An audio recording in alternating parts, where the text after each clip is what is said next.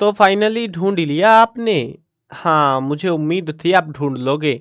आज की इस वीडियो में मैं आपको बताऊंगा कक्षा 12 हिंदी नैतिक शिक्षा हरियाणा बोर्ड की किताब आपकी और इसका पाठ नंबर 18 के अभ्यास के प्रश्न उत्तर आज इस वीडियो में होने वाले हैं।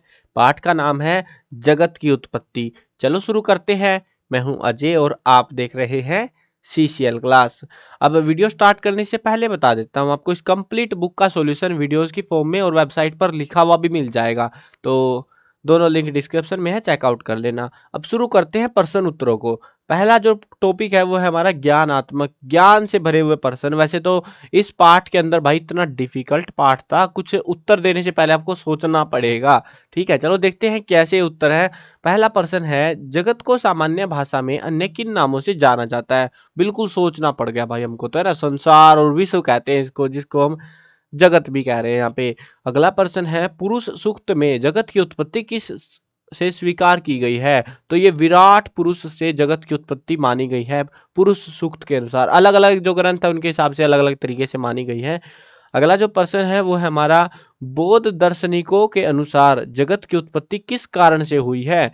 बौद्ध दार्शनिक जगत उत्पत्ति कारण के रूप में ईश्वर या आत्मा जैसे किसी तत्व की सत्ता स्वीकार नहीं करते।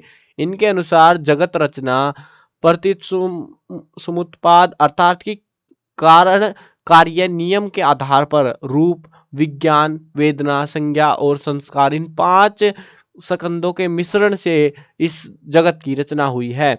अगला प्रश्न है, गुरु नानक देव ने जगत रचना का कारण किसे माना है? किस चीज को माना है? तो गुरु नानक देव ने गुरु ग्रंथ साहिब में परमात्मा को ही जगत का निर्मित और उपादान कारण स्वीकार किया है। तो किसको माना है यहाँ पे? परमात्मा को माना है। सिंपल बात ये भी है।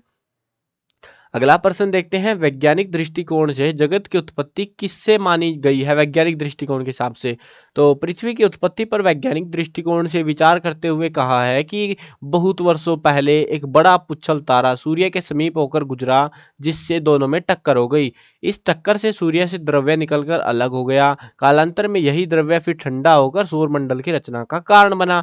पदार्थ के हिस्से जो बड़े थे वो ग्रह बने और छोटे थे जो वो उपग्रह बने। तो ऐसे इस जगत की उत्पत्ति हुई। अब हमें नहीं पता भाई कौन क्या बोल रहा है, वो तो हम नहीं जानते, बट जो भी है विज्ञान अलग अलग तरीके से अब तो और भी वास्ट कर दिया है। ये तो देखो, ये तो एक अपना लॉजिक है भाई, इनका देसी लॉजिक पहले के वैज्ञानिकों ने, लेकिन इनको अपडेट करना चाहिए था। बिग बैंग भी यहाँ पे ऐड ऑन करनी चाहिए थी, क्योंकि ये थ्योरी पहले आई थी। इसके बाद में वो थ्योरी रिकमेंड करी गई थी कि कहीं एक हिस्से से पूरा ब्लास्ट हुआ और उसके बाद ये जो है ब्रह्मांड की रचना हुई थी। वो बाद में आई थी, ये पहले आई थी थ्योरी, मैंने पढ़ी थी कहीं पे पहले भी।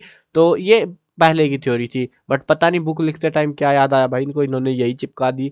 चलो आगे बढ़ते हैं। भावात्मक प्रश्न, ठीक है, भावनाओं से भरे हुए प्रश्न है यहाँ पे, भावनाएं तो मिलती नहीं है।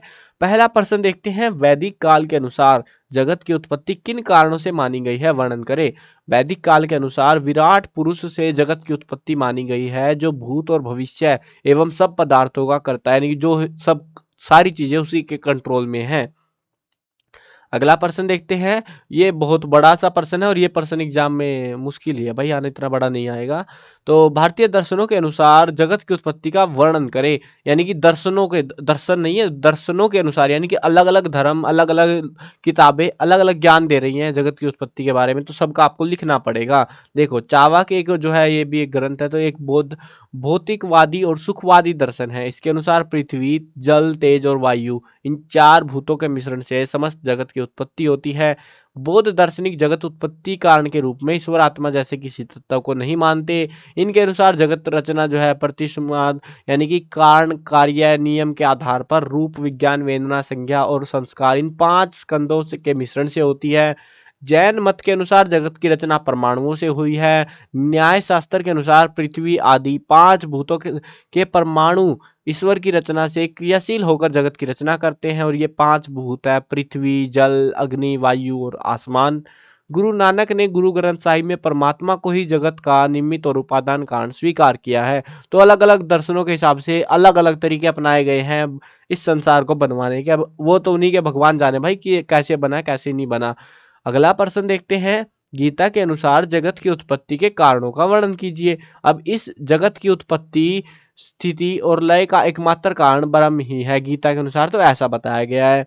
अब अगला प्रश्न देखते हैं, वैज्ञानिक दृष्टिकोण से जगत रचना का वर्णन कीजिए। पृथ्वी की उत्पत्ति पर वैज्ञानिक दृष्टिकोण से विचार करते हुए कहा गया है कि बहुत सालों पहले एक बड़ा पुच्छल तारा सूर्य के समीप आया, दोनों में टक्कर हो गई और इस टक्कर से सूर्य से पदार्थ कुछ द्रव्य बाहर निकल के अलग हो गया। कालांतर में यही द्रव्य ठंडा हो गया और फिर सौरमंडल की रचना बनी।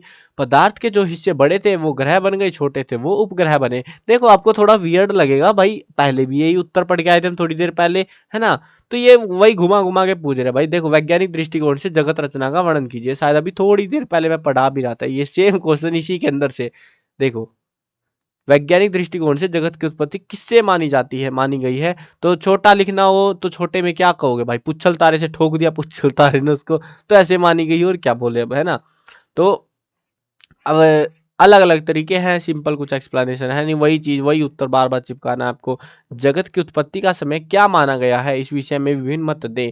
तो फारस के लोगों का विश्वास है पृथ्वी 12,000 साल पुरानी है, ये बहुत कम हो गया। लेकिन हिंदू धर्म के अनुसार पृथ्वी की आयु 2 अरब वर्ष ठहरती है। विष्णु पुराण के अनुसार पृथ्वी को बने 1 अरब 97 करोड़ 29 लाख साल हो चुके हैं।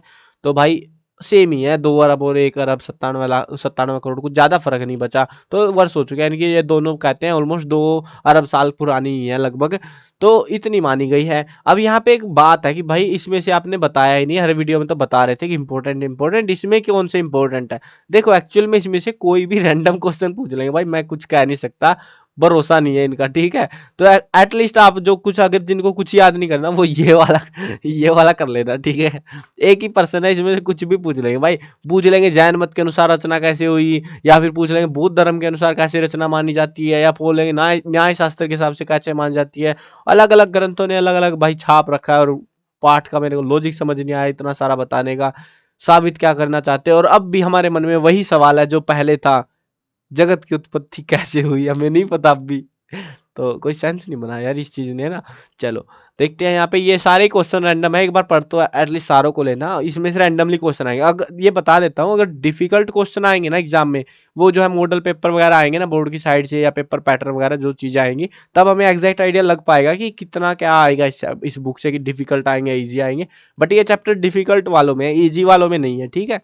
चलो आप अपनी प्रिपरेशन कर लेना इस हिसाब से। बाकी इंपॉर्टेंट क्वेश्चन की वीडियो बना दूंगा मैं, इस कंप्लीट बुक की एक वीडियो एग्जाम से पहले मिल जाएगी आपको इसी चैनल पे, ठीक है। तो सब्सक्राइब कर लेना, तुम सब्सक्राइब नहीं करते, बस वीडियो देखते हो और मजे ले रहे हो वीडियो देख देख के, सब्सक्राइब भी कर लिया करो यार। चलो मिलते हैं नई वीडियो में, बाय बाय।